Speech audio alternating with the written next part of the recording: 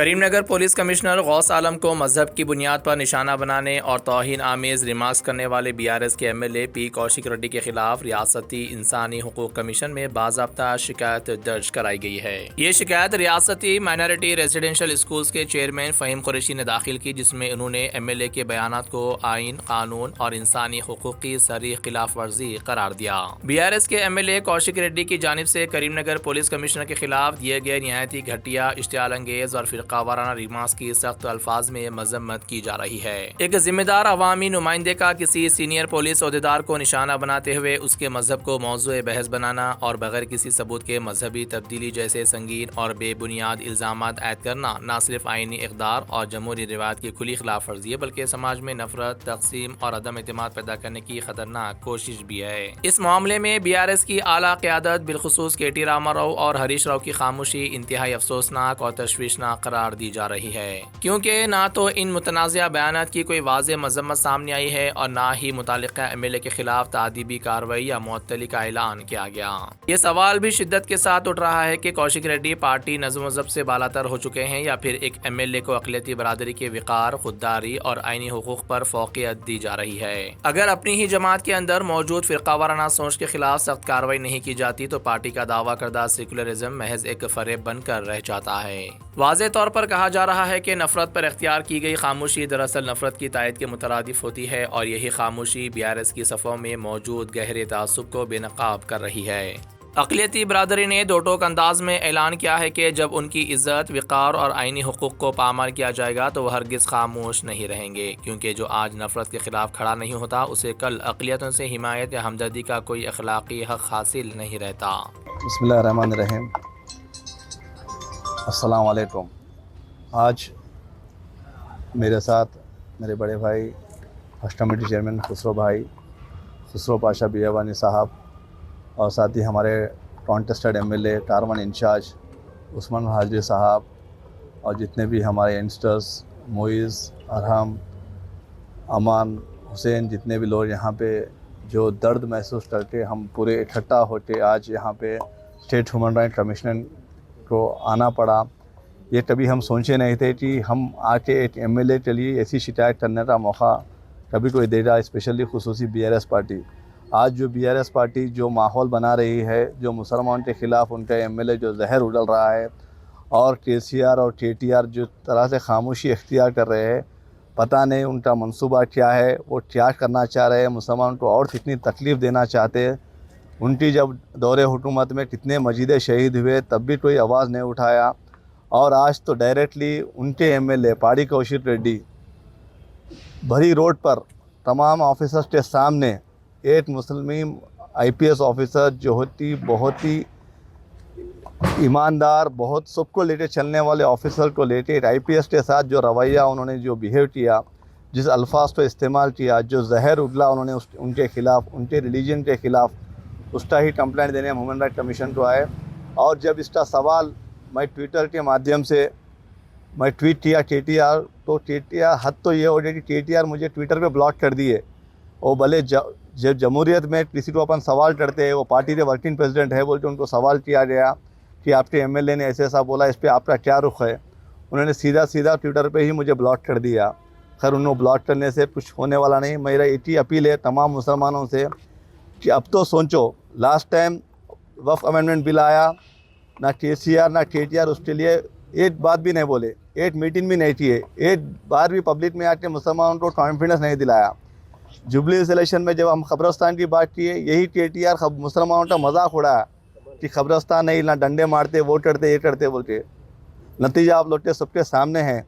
जो मुसलमान के लिए जो कांग्रेस हुकूमत, जो रेवंत रेड्डी साहब की सदारत में जो कमिटमेंट, जो प्रोमिसेस दिए, इंशाल्लाह पूरे प्रोमिसेस फुलफ़िल करेंगे। ये कराने की ज़िम्मेदारी भी हम हमारे चीफ मिनिस्टर के पास जाके नुमाइंदगी करके पूछने का उतना इख्तियार, उतना हक़ है हमारे पास।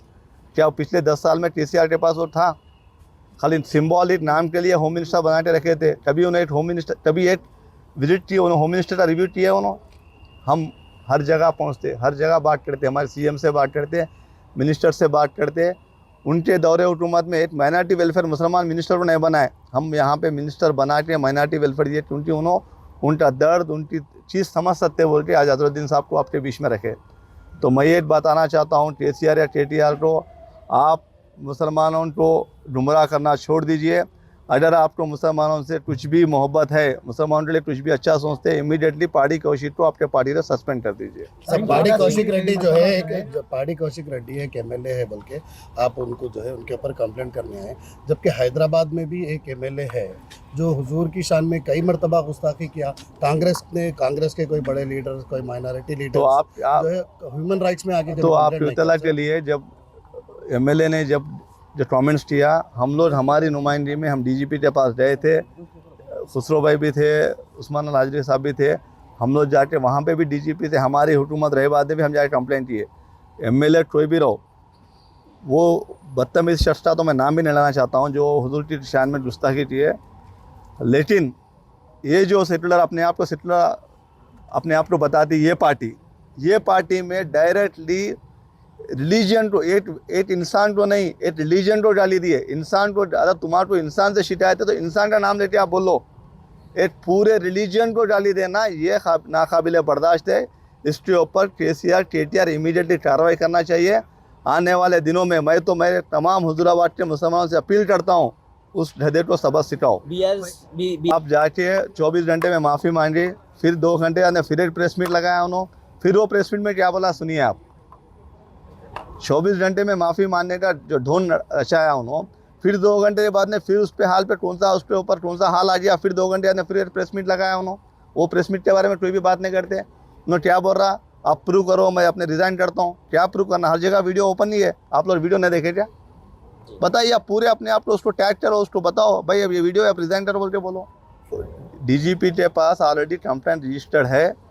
ह्यूमन राइट्स पे हमारा हक है। ये ह्यूमन राइट्स एक ऑफिसर के ऊपर कंप्लेंट, एक एमएलए के ऊपर हम ह्यूमन राइट्स का प्लेटफॉर्म चुने, कल जाके स्पीकर से भी मिलते।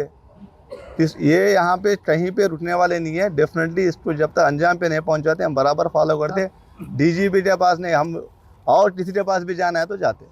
अब तो मैं कन्फाइन कौशिक रेड्डी के मसले पे होता हूँ, फिर भी आप मस्जिद का जो बात लाए तो उसका जवाब देता हूँ मैं। कोई भी मस्जिद, अगर जो आप मस्जिद का जो बता रहे, मस्जिद जागीरदार जो मोइनाबाद के मस्जिद के ताल्लुक से आप बात कर रहे हैं, हम बराबर उसको फॉलो अप कर रहे हैं। बराबर वहाँ पे मस्जिद तामीर करने के लिए जो भी हमारे से कोशिश बनती बराबर उसमें सब जब वो इंसिडेंट हुआ था सबसे पहले मैं पहुँचा था वहाँ पे। सब एक सीनियर मैं आपको अजहरुद्दीन साहब इस रियासत के उन्होंने वज़ीर है, उन्होंने मिनिस्टर है, उनको जब आना है अप्रोप्रिएट टाइम पे बराबर आते। अब हाल ही में पब्लिक गार्डन मस्जिद में जो बाजू में जो स्पेस, बहुत सारे हमारे बड़े भाई रिटायर होके वहाँ पे माहौल बना के बैठ रहे थे। हाँ, वहाँ पे मस्जिद पे लोग, मैं वहाँ से गुजर रहा था तो देखा है जुम्मे की नमाज में रोड पे नमाज़ पढ़ रहे थे। जाके पूरा दौरे किया तो वहाँ पे ऑलरेडी जगह है, जगह मिसयूज़ हो रही है, कुछ यूज़ नहीं हो रही है, तो खाली करा के अजहर भाई को बोल के उनका तवज्जो से खाली कराए।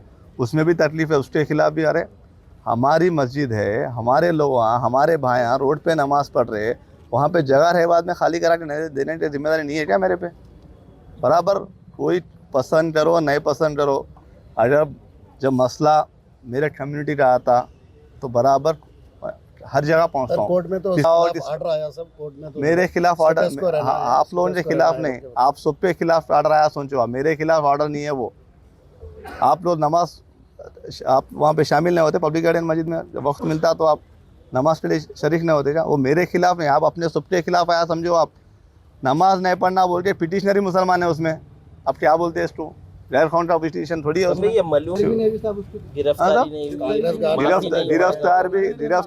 गिरफ्तारी भी होना, सजा भी दिलाना। आप सब लोग साथ दीजिए, सब मिलकर इस लड़ाई को आगे बढ़ाएंगे।